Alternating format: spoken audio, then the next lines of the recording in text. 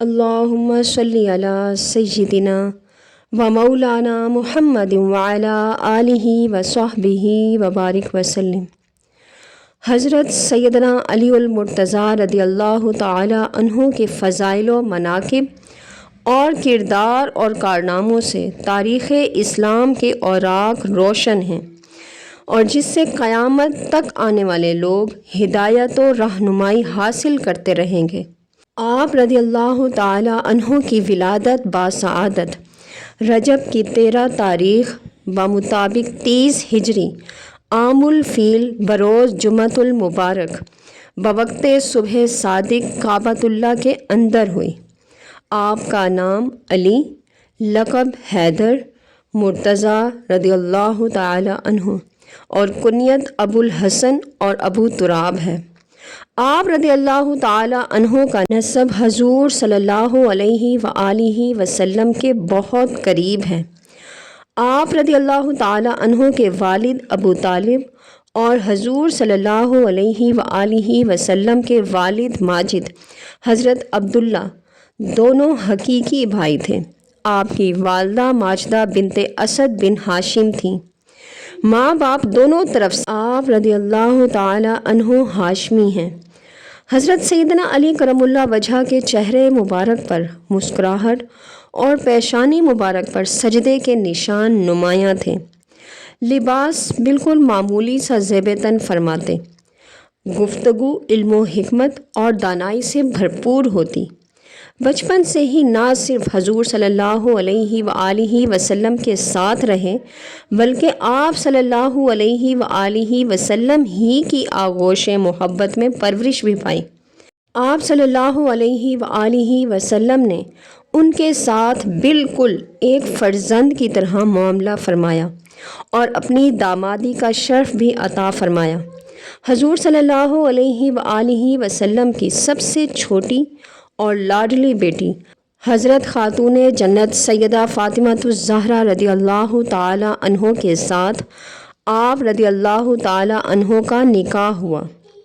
حضرت علی المرتضیٰ رضی اللہ تعالی عنہ نے انسانی حقوق اور معاشرے کی نیک بختی کے لیے ایسے سنہری اصول متعین کیے اور قرآن کریم اور سیرت نبی صلی اللہ علیہ وآلہ وسلم کی آبیاری سے وہ عملی نمونہ پیش کیا جو آج بھی تاریخ عالم میں اپنی چمک دمک سے مفکرین کی آنکھوں کو خیرہ کر رہا ہے۔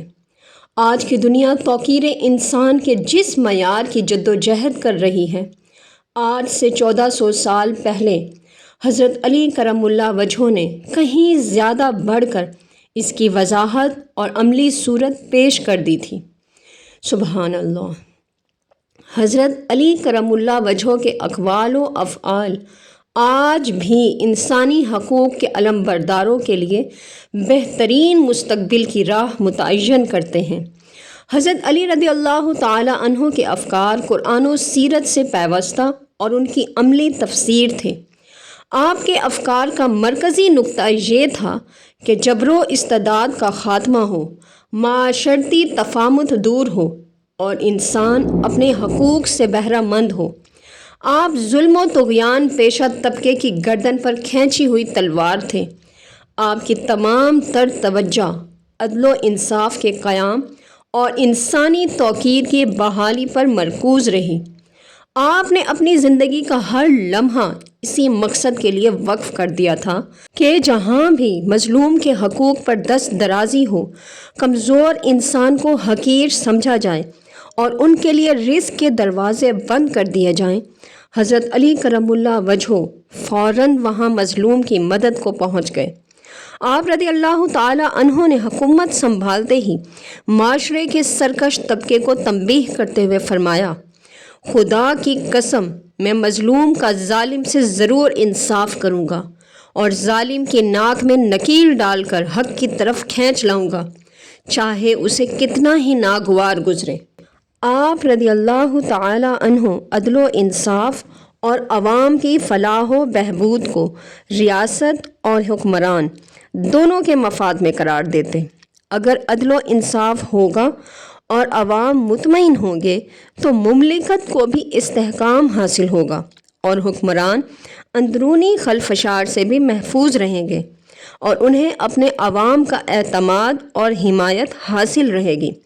لہٰذا آپ رضی اللہ تعالی عنہ فرماتے ہیں، حکمرانوں کے لیے سب سے بڑی آنکھوں کی ٹھنڈک اس میں ہے کہ شہروں میں عدل و انصاف برقرار رہے اور رعایا کی محبت ظاہر ہوتی ہے، اور ان کی محبت اسی وقت ہی ظاہر ہوا کرتی ہے کہ جب ان کے دلوں میں میل نہ ہو، اور ان کی خیر خواہی اسی صورت میں ثابت ہوتی ہے کہ وہ اپنے حکمرانوں کے گرد حفاظت کے لیے گھیرا ڈالے رہیں، ان کا اقتدار سر پر بڑا بوجھ نہ سمجھیں اور نہ ہی ان کی حکومت کے خاتمے کے لیے گھڑیاں گنتے رہیں۔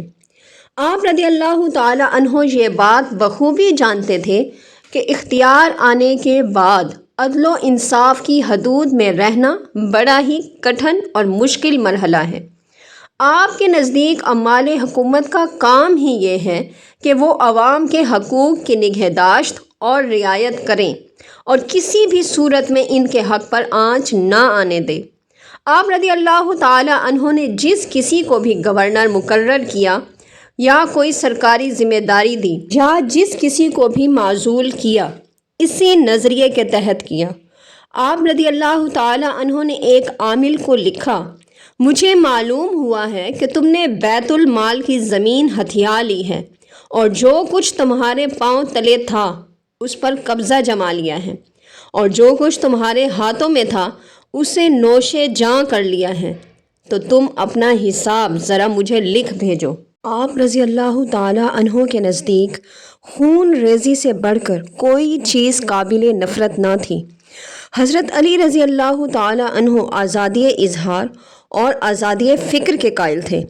دوست دشمن سب کے ساتھ ایک طرح سے پیش آتے۔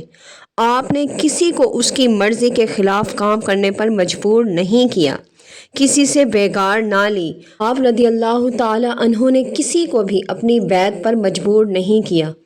آپ نے اپنے دور میں غیر مسلموں کے ساتھ مساوات اور برابری کا سلوک کیا۔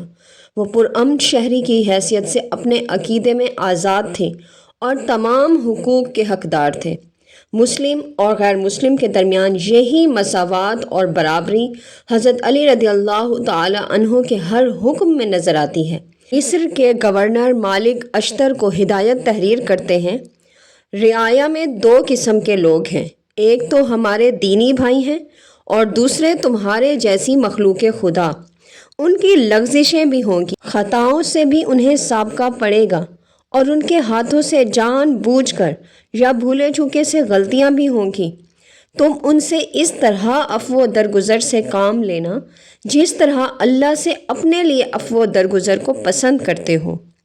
ایک موقع پر حضور اکرم صلی اللہ علیہ وآلہ وسلم نے ارشاد فرمایا کہ علی رضی اللہ تعالی عنہ سب سے اچھا فیصلہ کرنے والے ہیں۔ حضرت سیدنا علی المرتضیٰ رضی اللہ تعالی عنہ غزوہ تبوک کے علاوہ تمام غزوات میں شریک ہوئے، اور ہر معرکے میں حضرت سیدنا علی رضی اللہ تعالی عنہ نے اپنی شجاعت اور بہادری اور خدا کاری کا لوہا منوایا۔ بدر، احد، خندق و حنین اور خیبر میں اپنی جرت اور بہادری کے جوہر دکھائے۔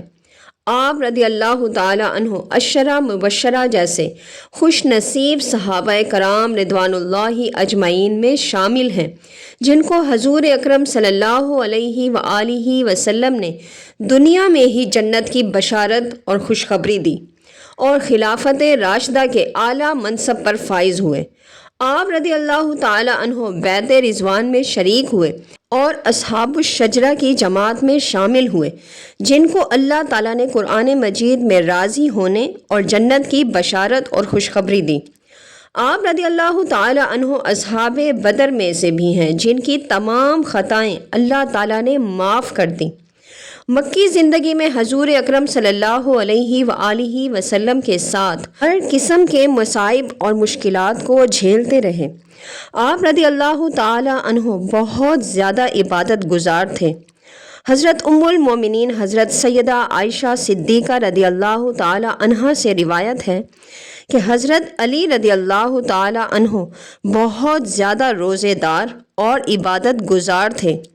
حضرت زر بن جیش رضی اللہ تعالی عنہ سے روایت ہے کہ حضرت علی رضی اللہ تعالی عنہ نے فرمایا کہ قسم ہے اس ذات کی جس نے دانے کو پھاڑ کر درخت نکالا اور جان کو پیدا کیا، کہ نبی صلی اللہ علیہ وآلہ وسلم نے مجھ سے فرمایا کہ تم سے وہی محبت کرے گا جو مومن ہوگا، اور تم سے وہی بغض رکھے گا جو منافق ہوگا۔